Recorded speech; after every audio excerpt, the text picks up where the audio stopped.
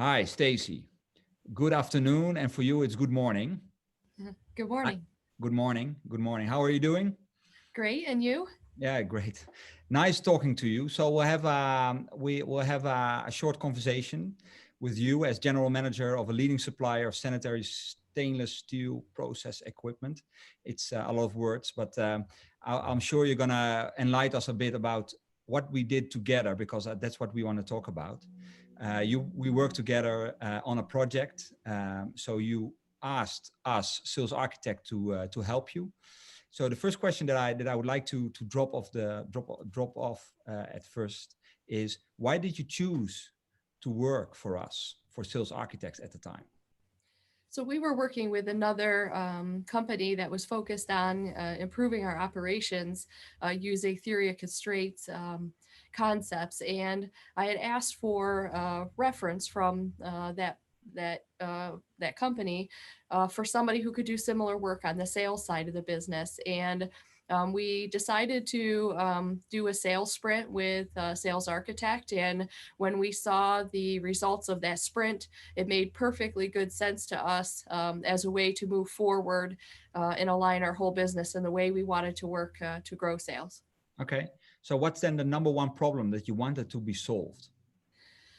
We were having difficulty measuring the impact of salespeople's efforts, and um, we didn't have good processes in place for the team to follow, and there was duplicate efforts at the same time, lots of gaps, and we were looking to have it all come together in a very good way to understand who should be doing what kind of work and how well are they doing that work.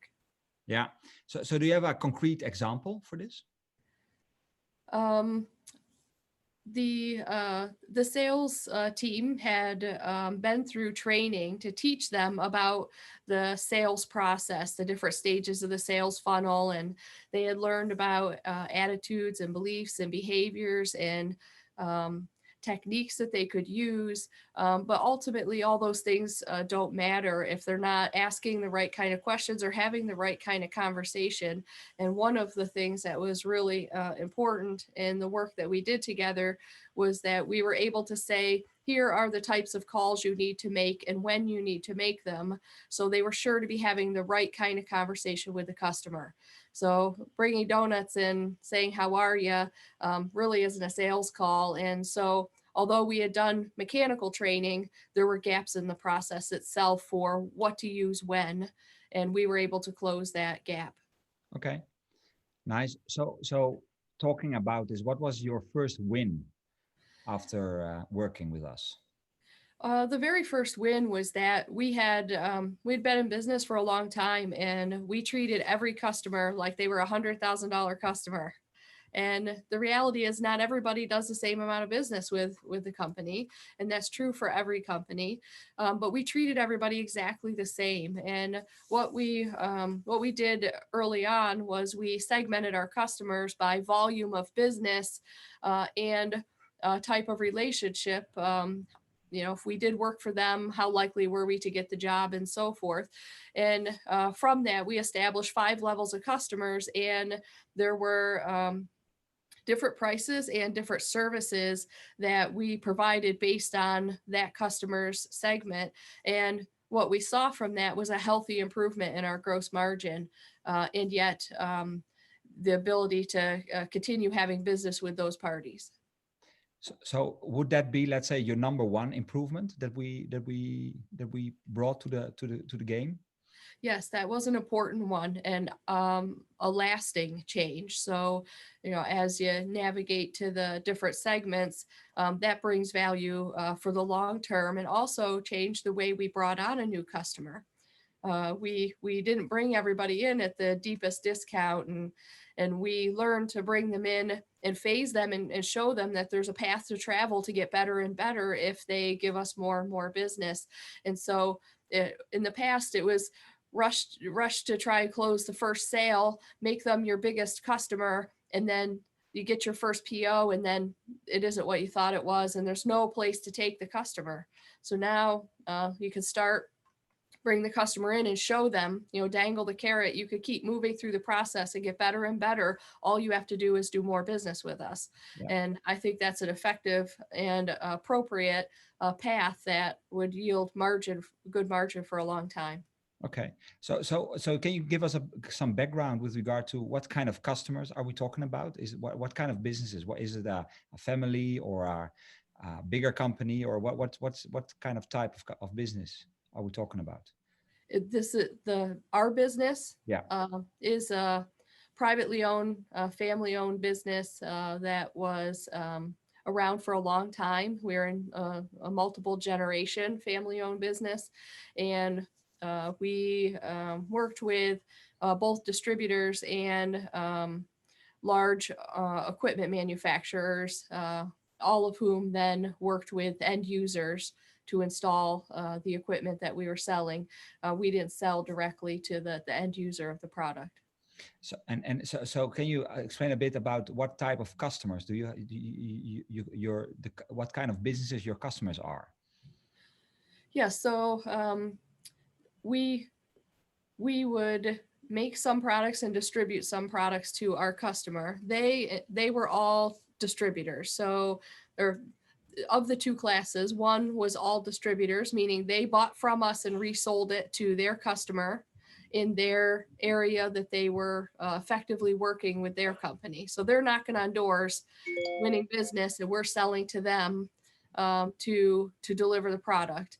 And then we had other customers that we knocked on their door as ones that were making equipment that would then later be sold to the end user. And we worked directly with the manufacturers. So we had both models going on. Yeah. So you were actually explaining about that you actually got a kind of a phase-in model and a model to increase your business with your customers. That's what you explained, let's say. So how did you change the process? So what actually changed in the sales process with this in mind? So with the segmentation, first of all, we needed to notify the customers that we had we use a number of different words, a reward program, a growth program, and we would educate them about where they fell in the process based on how much business they are doing with us, and had that initial conversation letting them know, here's your new pricing. Some got better pricing, some got worse pricing, and simply told them very clearly and very transparently what they needed to do in order to get better pricing if they wanted it, or get better services if they wanted it, depending on what was important to their business. And after that initial conversation and movement, we were then able to place the customers where they belonged. And then once a quarter, we would check on, are they performing as we expected and as they agreed at the time that we place them in their appropriate category. And we did that every quarter. And some customers made promises they didn't keep, and therefore they dropped back levels and rewards. And some customers did what they said and maintained, and other customers did what they said and they grew their business with us and they moved to better services and better prices. Okay. So it was definitely a fluid and dynamic process that we continually worked with the customers, all with the idea of they do more business with us, they get rewarded with better things. So one of the most important thing was, let's say, increase of margin, because then you provided, let's say, the right service to the right customers, or based on their loyalty. But at the moment, let's say, your sales also increased, right? So the timing was terrible for that. Yeah. Our sales did not increase because it was happening right at the time of the coronavirus. Yeah. So sales were decreasing, but we don't believe that would have been the outcome. And in the months of the coronavirus, as the economy started recovering, we put 4 months in a row of continuing sales growth in bookings of business, but we did not grow from where we were because of the economy change with the coronavirus. Yeah. So just prior to Corona, you grew some more, and then with Corona, it actually leveled out. The timing was right. We grew like 1 month and then Corona. And so we were unable to, the timing of Corona interrupted our ability to see the sales growth we were looking for, but fully expected that they were the right changes that would have yielded continual growth from here. It's just we're having this conversation before that history plays out. Exactly. So did activity increase, let's say, because you were working, let's say, towards let's say this growth? What can you say about the activities? Absolutely. The activities one of the issues that we had that we were trying to solve was that we really couldn't even tell how much work each individual salesperson was doing. We didn't have a CRM system. We didn't have a good way of figuring out how much work they were doing and how effective that work that they were doing was. So, for example, you could have a very effective salesperson making 1 call a week, and it's a very effective call, but you're not going to get a lot. Or you could have an ineffective person making a lot of calls, and you're still not going to get a lot. You need both. You need enough activity and enough effectiveness to come together to get sales. And we couldn't tell who was in what situation within our sales team. So we were able to install a CRM, a very basic process to track how much activity each salesperson's doing, how they're advancing the business in the way that they're supposed to. And so we could then measure both activity level and effectiveness. We instituted virtual ride-alongs, which was really a fantastic tool, and one that I'll use throughout the rest of my career, in that we could listen to the salesperson doing their work, and without having to get in a car and spend a whole week with someone, you can hear exactly how they're doing and provide feedback on things that would make them more effective. And it turned out that in a few months of these virtual ride-alongs, you could really see the difference in how the salespeople performed. So we had to hold them accountable for how much activity, and then we provided leadership and support and training to help them be more effective. So if you're gonna do the activity, let's make it count. So we were able to do both, increase the activity and make the activities more effective, both of which lead to higher sales. So it was really a very insightful and strong program to help the salesperson be effective. Wow, great. So just one step I want to understand better from when we talk about leads. So how did you develop, let's say, new business? Is that there we also discussed a different approach on that side too?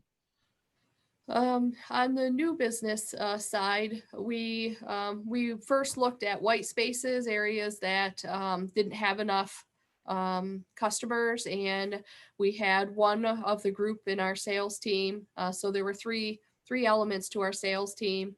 There was customer service, there were business development, and there were regional sales managers. And the business development and the regionals worked together to try to fill the white spaces and also to try to grow the small accounts in those areas that didn't have enough sales.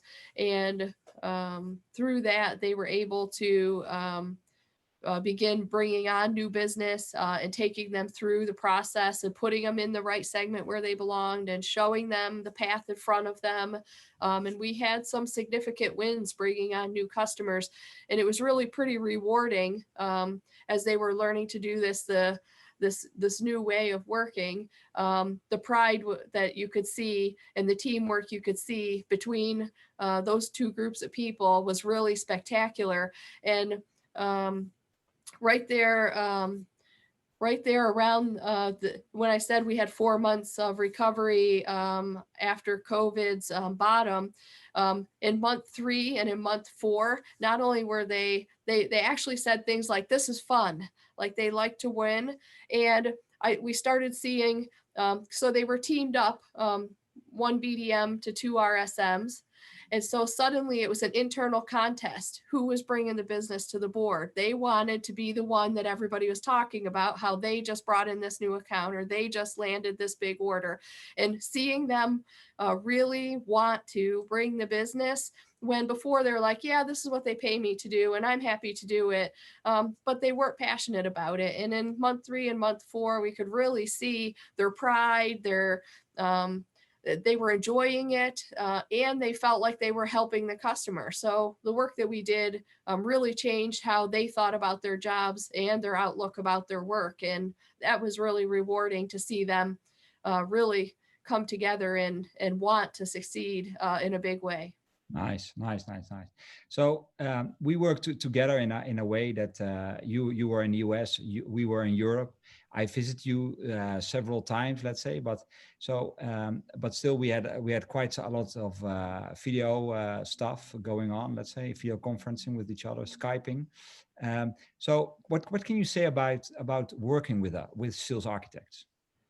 I would say that it was more effective than I would have believed possible from the video portion of working together really allows you to understand each other's body language along with what's being said, which is the value of when people are together in a room. I wouldn't have guessed that that would have made that much difference, but I think if it had just been a phone call, it would not have been as impactful as being able to see each other, show each other things that we're working on, share the screen, and really be collaborative. It didn't matter that we weren't in the room together. You truly could do this work from anywhere in the world and be effective, sharing what you know about how to make the process better, and learning what we have going on so we can work together. And as long as there's open communication and a desire to win together, this has been a very effective process for us. Nice. So, and what did you like about, let's say, our methodology, let's say, our way of working with you? So we work now video conference, and we shared a lot of things, but it's a way of doing. How did you perceive it? I liked that part of how we work together required us to be more concise in the materials that we were sharing. So you would prepare presentations, not where every bullet's on the page, but rather visually showing us where we are, where we're trying to get to, and then here are the steps that we need to take to get there. And then we would take them one step at a time and truly dig in and make the work. But I liked that there were prepared materials, which allowed to be referenced again and again throughout the project. So I think when people in the room together, they're more casual about the information they're sharing. And I think that because we didn't have that luxury working over video conferencing, it required both parties to prepare information to share. And once it's prepared to be shared, it adds value long term. So I really liked that. I also liked that you weren't afraid to tell us what we needed to hear. And I think that's really valuable in the process. I have to say, I think very differently about sales and sales processes and the work of those folks who work hard to deliver sales every day than I ever did in my whole career after the insights that you've given us. And some of them are easy, like once you say it, you're like, oh, of course. And others were much more challenging and really took a number of educational passes from you to us for us to finally connect the dots and say, yes, okay, I see that. And there's real value. And so I really liked that working with you. You weren't afraid to tell us what we needed to hear if we were going to solve the problems. And some of them were hard things to hear, but it was important that you felt strong enough in our relationship to work together to tell us what we needed to hear, not what we wanted to hear. And I think that's important. Great. Wow. Thank you. I think finally, what do you have any tips for other entrepreneurs who want to improve their sales process? Get help from a professional. Seriously, universities do a terrible job preparing people to be business people, it's all about the mechanics of the financials and business concepts. But when it comes down to it, all businesses need sales to survive. And it should be one of the mandatory courses of every business curriculum to have to learn about these elements of selling. And the truth of the matter is, a lot of people think that selling is an art and not a science. And I don't believe that's true. And I think that the insights and the things that we learned, we treat sales different than we treat production in all businesses around the world. And it just shouldn't be that way. They're No. really, truly the same thing. They both have processes. They both should have metrics. They both should have visibility to the work in front of it and how much work has been done and how effective is it, whether you're running a machine or doing work as a salesperson. And I think that the whole world could use some additional education and assistance on the sales side of business to make it more, it sounds bad, but mechanical. You know, we've just left people off to do their own thing and to make it up as they go along. And even if you give training about, you know, here's a sales funnel, here's what you're trying to do, and you give some how to close and how to cover objections, it's just not sufficient. They need real processes with real workflows, with real metrics to truly understand how they're doing so they can both be efficient and effective. And we manage that very strongly on production side of companies, but not very strongly in sales. So my advice is sales is like production, and you need to learn how to work in that way. Wow. Okay. I think I will listen to your advice. Thank you very much, Staci. Thank you, We'll Jacob. stay in touch, definitely. Yes, indeed.